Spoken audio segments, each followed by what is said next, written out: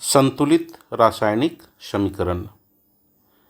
जिस रासायनिक समीकरण में दोनों पक्षों में अर्थात अभिकारक पक्ष एवं उत्पाद पक्ष में प्रत्येक प्रकार के परमाणुओं की संख्या बराबर होती है उसे संतुलित रासायनिक समीकरण कहते हैं।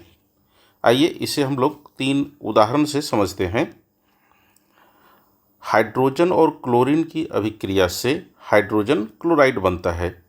इसके लिए संतुलित समीकरण लिखा गया है H2 + Cl2 = 2HCl।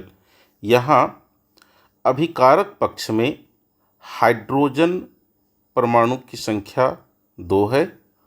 उत्पाद पक्ष में भी हाइड्रोजन परमाणु की संख्या 2 है। अभिकारक पक्ष में क्लोरीन परमाणु की संख्या 2 है। उत्पाद पक्ष में भी क्लोरीन की संख्या 2 है, अर्थात यह समीकरण संतुलित रासायनिक समीकरण है। आइए हम लोग एक दूसरा उदाहरण लेते हैं। हाइड्रोजन और ऑक्सीजन की अभिक्रिया से जल का निर्माण होता है। यहाँ अभिकारक पक्ष में हाइड्रोजन परमाणुओं की संख्या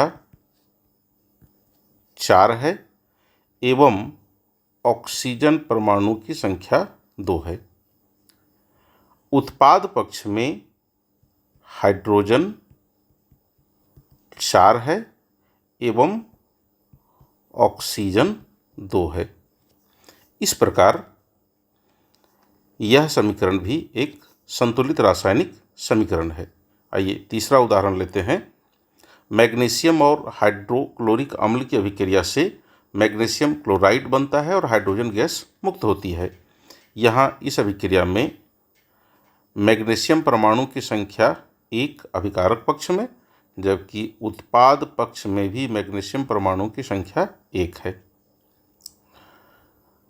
हाइड्रोजन परमाणु की संख्या अभिकारक पक्ष में 2 है। उत्पाद पक्ष में भी हाइड्रोजन परमाणु की संख्या 2 है। अभिकारक पक्ष में क्लोरीन परमाणु की संख्या 2 है एवं उत्पाद पक्ष में भी क्लोरीन परमाणु की संख्या 2 है। इस प्रकार यह समीकरण भी एक संतुलित रासायनिक समीकरण है। रासायनिक समीकरण को संतुलित करना क्यों आवश्यक है? रासायनिक समीकरण को हम द्रव्यमान संरक्षण नियम के अनुपालन हेतु संतुलित करते हैं। द्रव्यमान संरक्षण का नियम बताता है कि किसी भी रासायनिक अभिक्रिया में अभिकारकों का कुल द्रव्यमान एवं उत्पादों का कुल द्रव्यमान बराबर होता है। यदि हम समीकरण को संतुलित करके न लिखें तो अभिकारक पक्ष का कुल द्रव्यमान और उत्पाद पक्ष का कुल द्रव्यमान बराबर नहीं होता है, अर्थात द्रव्यमान संरक्षण के नियम का अनुपालन नहीं होता है। इसलिए हम लोग रासायनिक समीकरण को संतुलित करके लिखते हैं। आइए इस उदाहरण से इसे समझते हैं। हमें जैसा कि पता है हाइड्रोजन और ऑक्सीजन की अभिक्रिया से जल का निर्माण होता है। अभिकारक पक्ष में हाइड्रोजन अणु का द्रव्यमान 2U होगा। ऑक्सीजन अणु का द्रव्यमान 32U होगा, क्योंकि ऑक्सीजन का परमाणु द्रव्यमान 16U होता है और 2 परमाणु हैं, इसलिए ऑक्सीजन अणु का द्रव्यमान 32U हुआ। इस प्रकार अभिकारक पक्ष का कुल द्रव्यमान 34U होता है।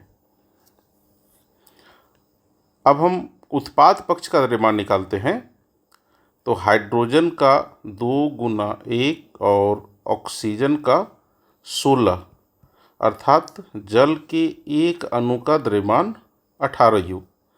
तो अभिकारक पक्ष का कुल द्रव्यमान 34U एवं उत्पाद पक्ष का कुल द्रव्यमान 18U हुआ। तो इस प्रकार द्रव्यमान संरक्षण के नियम का पालन यहाँ पर नहीं हो पा रहा है। आइए अब इसी समीकरण को हम लोग संतुलित करके लिखते हैं।